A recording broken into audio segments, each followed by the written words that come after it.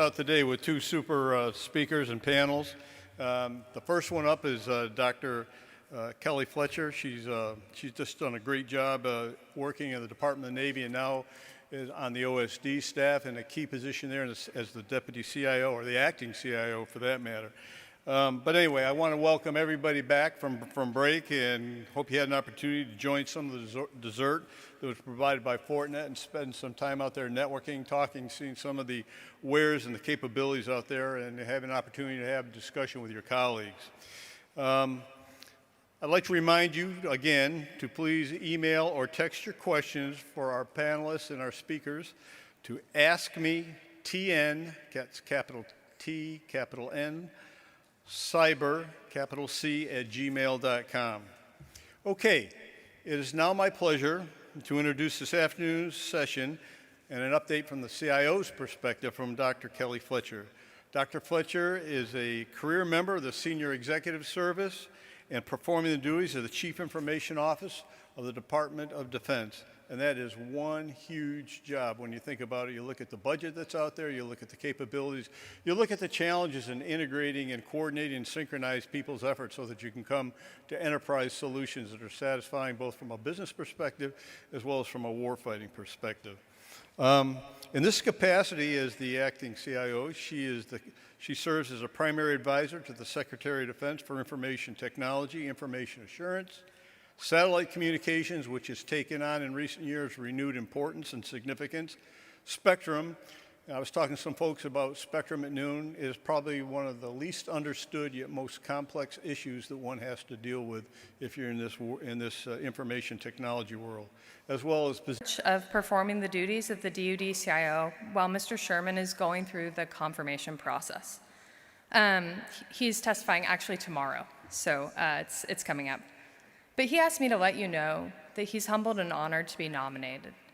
It's a direct reflection of our leadership's trust and faith, not only in DoD CIO, but also all of the work that's happening in the cyber and IT domain in the department. This is a huge, vast enterprise, and we know based on his nomination that leadership is really impressed with what we've done so far and where we're going. So I talk a lot about what we're doing at DoD CIO, and I think in a lot of ways, we're very similar to a corporate CIO, right? I worry about networks. I think a lot about cybersecurity. This kind of thing. Also email, right? When someone's email goes down on the e-ring, they call me. I can't help, but they do call. But I do want to talk about what makes us a little bit different. And that, I would say, is the scope, scale, and complexity of the responsibilities here. So I just want to give you some stats. We have over 40 major combatant commands, services, and agencies, and they all have unique requirements.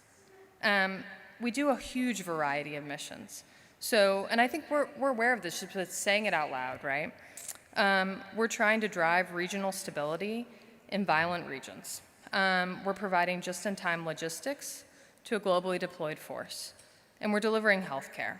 And those are just some examples.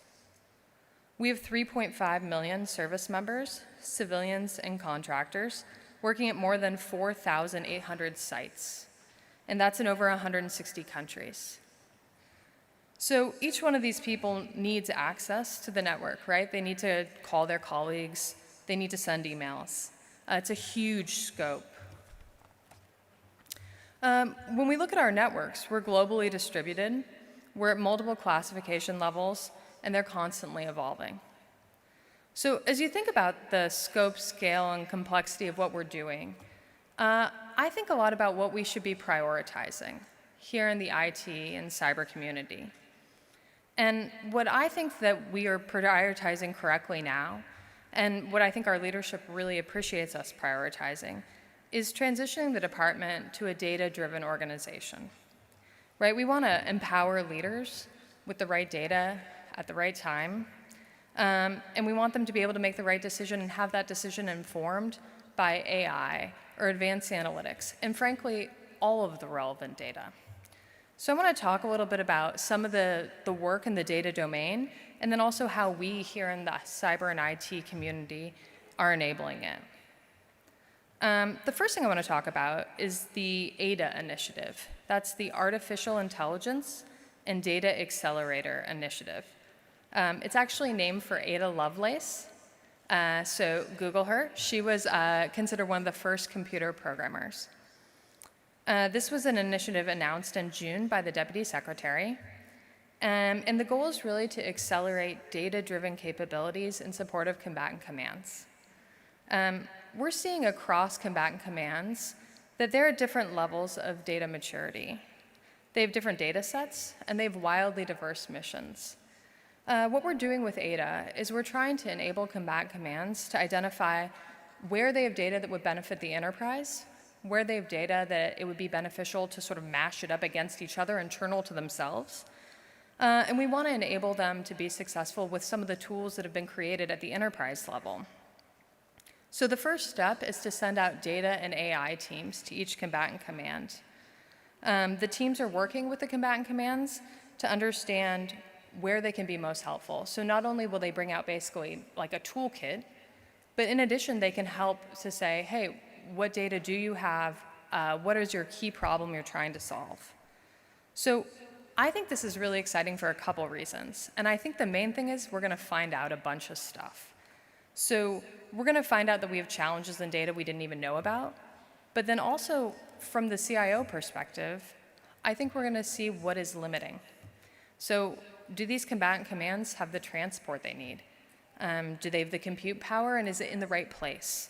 Do they have the workforce, and is that workforce scaled to meet their requirements? So these are things that are directly enablers, and they're enablers that I think we, this community, are responsible for providing. So I'm pretty committed to making sure that combatant commands have these tools that they need, right, to enable AI and ML. And the first thing I want to talk about is transport. And I think some people think transport isn't like really exciting. And to those people, I would say, you know, I think it can be. It's really, really critical. And also, it's pretty tricky. So I think in a lot of places we have stable, secure, resilient, and predictable transport performance, and that is awesome. We're increasing bandwidth across the Department of Defense. We're getting rid of single points of failure. We're doing a lot of really smart things in this domain. Where I'm really interested and excited is in the denied, disrupted, intermittent, and limited bandwidth space, right, where we're at the edge. And in these places, I want to enable transport as much as we can, but I also want to acknowledge that in some cases, we're going to be disconnected. We're going to have to figure out how to fight through that. With respect to transport, I think something that is like a North Star for us is the Joint All-Domain Command and Control. So JADC2 is a joint staff-led initiative, and it is 100% reliant on transport consistently working across the globe at the edge. Really, the goal of JADC2 is to connect systems, data, and decision makers across the department to enable better and faster operational decisions. So it's really focused on the warfighter. I think what we can do to support JADC2 is develop more resilient communications. We want to connect sensors, shooters, and decision makers, and that's a big challenge. And also, we want to enable AI to get into the mix, machine learning, and we want to make sure that this underlying infrastructure of the transport works to support all of this. I understand that tomorrow there's a JADC2 discussion, so I think that that's going to be really informative and interesting. Another part of transport that I'm so happy was mentioned actually in the intro is the electromagnetic spectrum. And it gets real nerdy super fast in this domain. But I think it's incredibly important, and it's also very, very interesting. So electromagnetic spectrum is really like the oil, I think, of like, in the way that oil was oil, like electromagnetic spectrum is the future oil. Like, it's a limited resource, it's in high demand, and it's in increasingly high demand. So the reason that spectrum is so important right now is because as we move to 5G, it's more and more congested.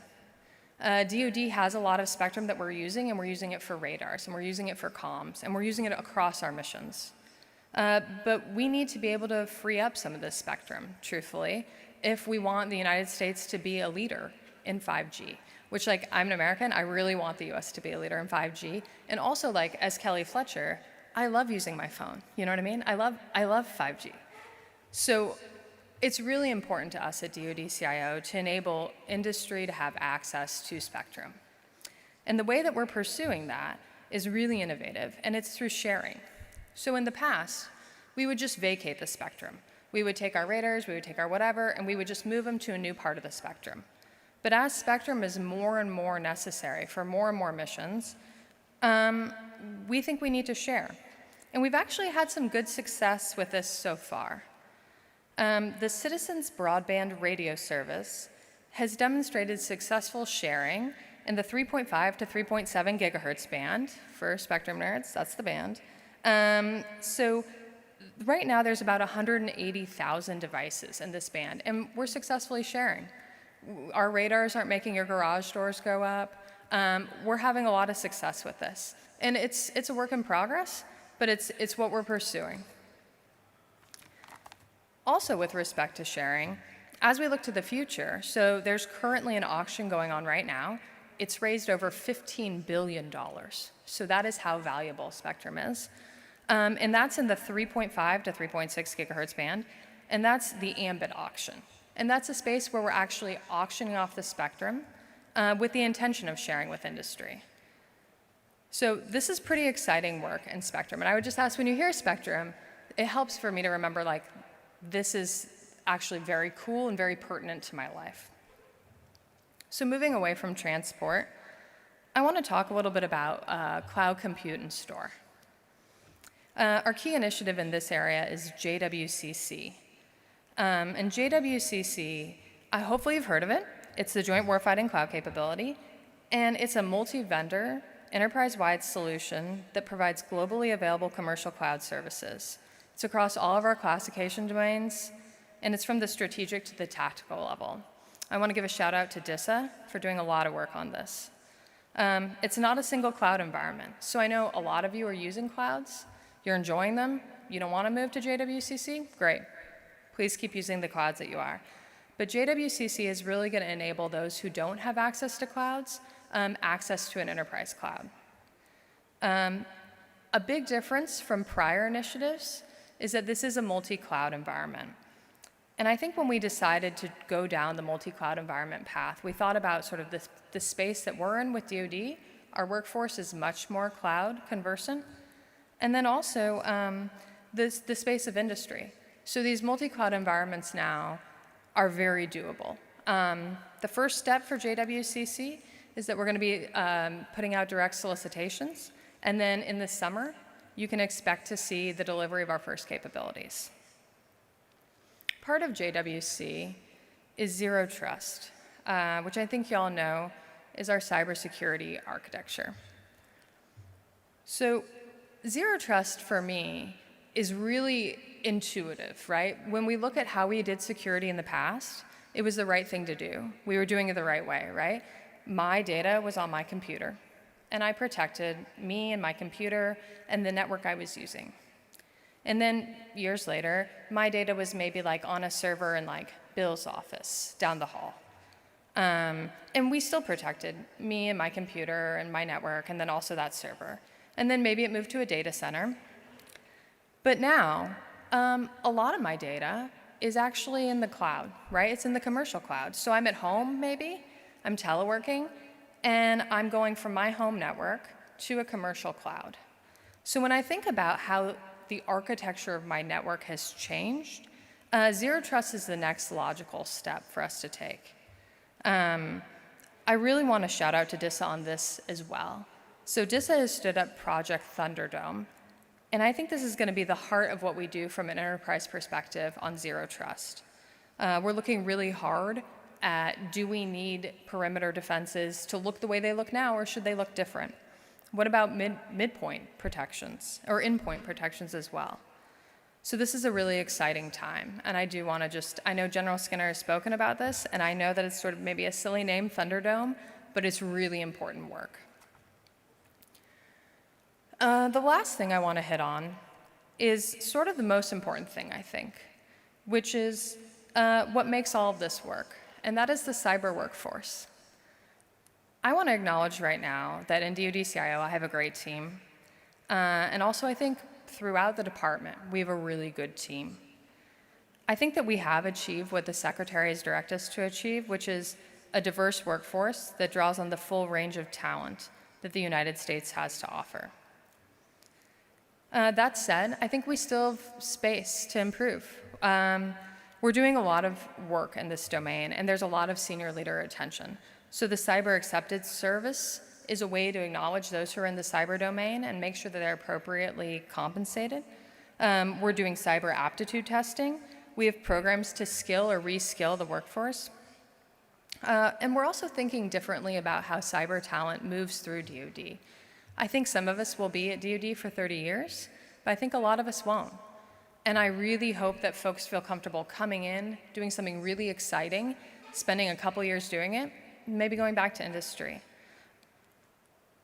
So with that said, I do want to thank you. This is a big part of our workforce, and I think we're pretty exceptional. I also want to thank you for attending. I am really honored to be performing the duties of the DoD CIO, and hopefully soon Mr. Sherman will be confirmed. But I think this is a really exciting time as well. So as we pivot to a data environment, an organization that's focused on data, we have an incredibly important role. I also want to thank AFCEA. This has been a great opportunity. And I think I have just a couple minutes for questions, so which I think are tweeted. Is that? Or they're texted? Yes, ma'am. Okay. Thank you, Dr. Fletcher. Our first question, how will DoD's pursuit of cloud really support warfighters in the next few years? That's a great question. So I would say JWCC is our main effort in this area, and we're really taking a focused approach on combatant commands. So something we've heard from combatant commands is that they don't have access to cloud contracts that provide the services or capabilities that they need. As ADA rolls out to combatant commands, I think that we're going to learn a lot more about what kind of storage or compute power do they need, and that is going to inform how we enable them to use JWCC. So I think these two initiatives together are going to be really powerful. What work is currently being done with the new JWCC initiative, and what can we expect to see within the next year? Yep.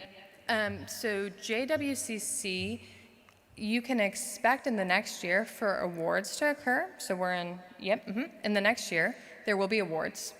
And following that, at various classification levels, we will have capabilities rolling out.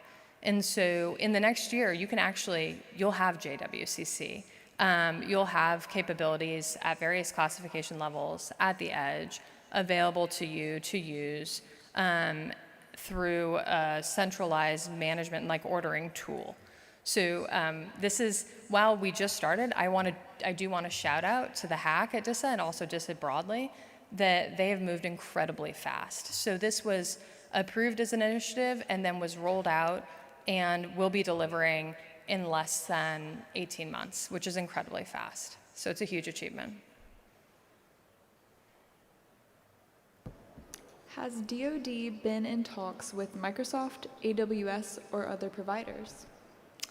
So we have been talking to a variety of hyperscale cloud service providers.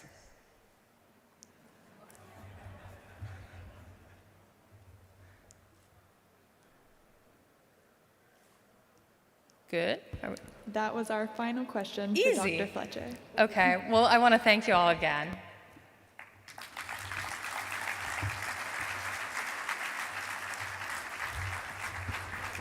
Please welcome General Shea back to the stage to formally thank her on behalf of AFCEA and our audience. Well, Dr. Fletcher, again, thank you for joining us here today. And I know you've got a very busy schedule. There's other places you could be and other things you couldn't be doing.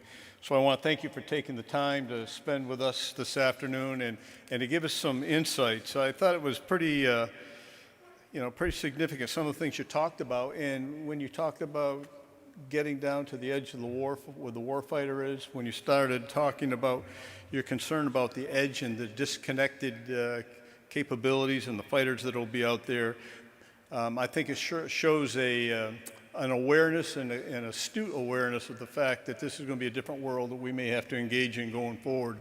And the fact that you're focusing on it is terribly important for the warfighters. And you also talked, and I think right on the mark, it's a discussion that's gone on with a lot of the side discussions out here about the transport impact on JADC2 and the warfighter focus.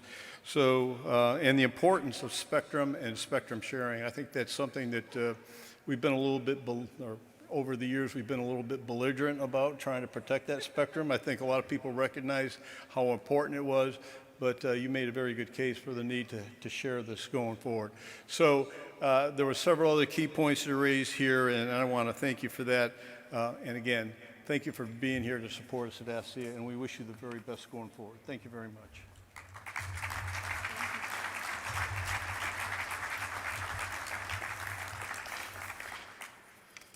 And we are about ready to take a very short break, and we'll come back where we're going to have the